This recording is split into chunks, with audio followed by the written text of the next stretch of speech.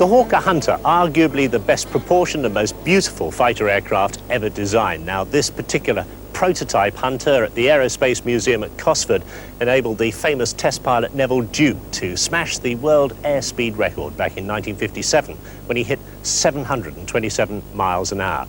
It's the lessons learned from the aircraft industry and from the wind tunnel that had given Vauxhall the chance to build the sleekest four-seater passenger car in the business.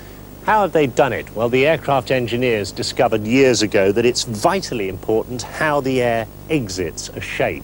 You can see how the Vauxhall engineers have taken at least 2 inches off from the wheel arches. The rear screen is much narrower than you'd expect, and that contributes to the classic teardrop shape for ultimate aerodynamics. At the side, they've got skirts, which gets you as close to ground effect as you can get in a production car.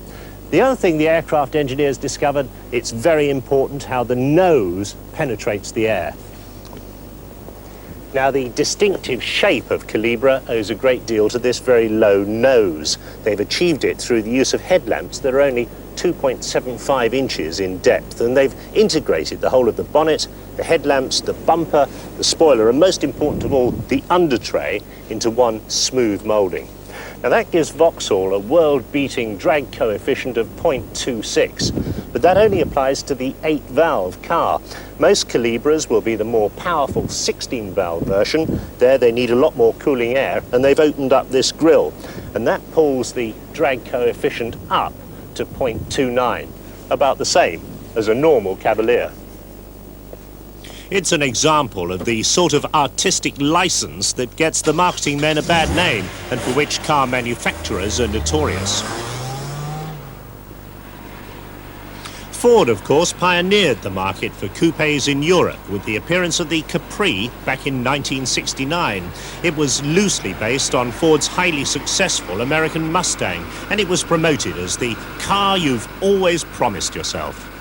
The Capri was never that successful in rallying. Ford preferred to use the Escort or the Sierra, but GM had a different approach. Their Manta coupe enjoyed great success on the world rally scene until it was eclipsed by the four-wheel drive opposition. By 1987, both the Manta and the Capri were long in the tooth, and Ford were worried about the size of the coupe market, so they scrapped the Capri, while in the same year, GM gave the go-ahead for their Manta replacement, the Calibra. And if the demand so far is any indication of the future, GM were right and Ford was wrong.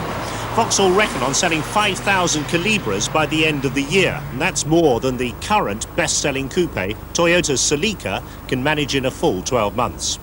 So, if the product is right, the market is there, and Vauxhall have no intention of diluting the image of Calibra with cheap, low-powered versions, as Ford did with the Capri. But are the Calibra's good looks backed up by good handling? Well, on the track, I found high-speed cornering didn't give the sort of confidence I expected. But on the public road, it's different. It's hardly a sheep in wolf's clothing. The performance is pretty good. 0 to 60 around 8 seconds, and Vauxhall claim a maximum speed close to 140 miles an hour. Nice gearbox, positive change, and the driving position is good. I can get quite comfy in here. The seat's adjustable for height and rake, although we did manage to snap off the knob that adjusts the backrest. Ride and handling is very much as you'd expect for a car based on the Cavalier floor pan. It's a determined understeerer, and at high speed it's not quite as precise as you might wish. When you pull away from a T-junction, it's all too easy to get excessive wheel spin if you use a little bit too much throttle. Trouble with coupes like this, there's no room usually in the back seats. But sitting in the back of the Calibra, you've got to say there's plenty of leg and elbow and head room. You could contemplate taking 4 adults on quite a long journey in this car. I suppose I'd better get back to steering it. With the seat at the bottom of its height adjustment, there's adequate headroom for me, but there's a sunroof fitted as standard. Now, when you open it, the panel actually goes outside the car, and that saves those precious few inches. The one serious shortcoming is ventilation. Like many streamlined cars, there's no through flow of air, and the only way to get that is to have the fan on full almost all the time. As these sloping windscreens allow an awful lot of sunlight in here, it gets very hot and stuffy. In fact, in town, the only answer is to open a window. Now, a consequence of this sharply raked windscreen is that the pillar is some 3.5 inches closer to the floor than it would be in a standard Cavalier, and I'm always bashing my shoulder as I get out of the Calibra. I'm sure I get used to it. What I wouldn't get used to is this very sharp point on the quarter light, and when you're bending down quickly to undo the bonnet, for instance, I'm sure you only poke your eye out once on it.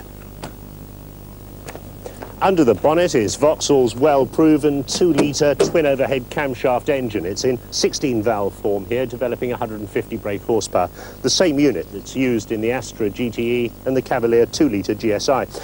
Any real difference looking down at the engine compartment is that you can't see the road, and that's because of the aerodynamic undertray.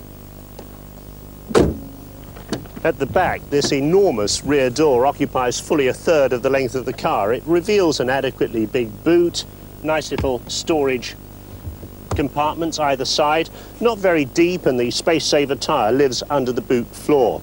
Split rear seats which fold down to give an average capacity for the class of car. Now, we often complain about high loading sills on Top Gear. This time we really aren't joking. You've got to pick a heavy load up an awful long way to clear and get into the boot.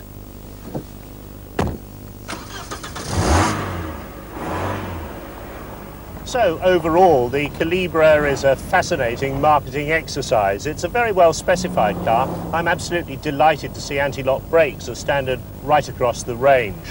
If you're looking for the ultimate in handling, well, it might be better to wait for the 4-wheel drive version that comes out later on this year.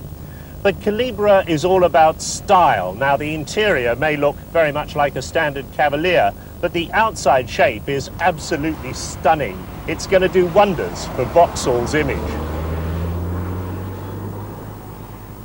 So in summary, the Vauxhall Calibra 16 valve scores well for its very stylish shape, the low drag body which gives good fuel economy, and it's a genuine 4-seater. On the debit side, the handling at the limit is a little unpredictable. There's a lot of road noise from the big tyres, and that high boot sill is distinctly awkward.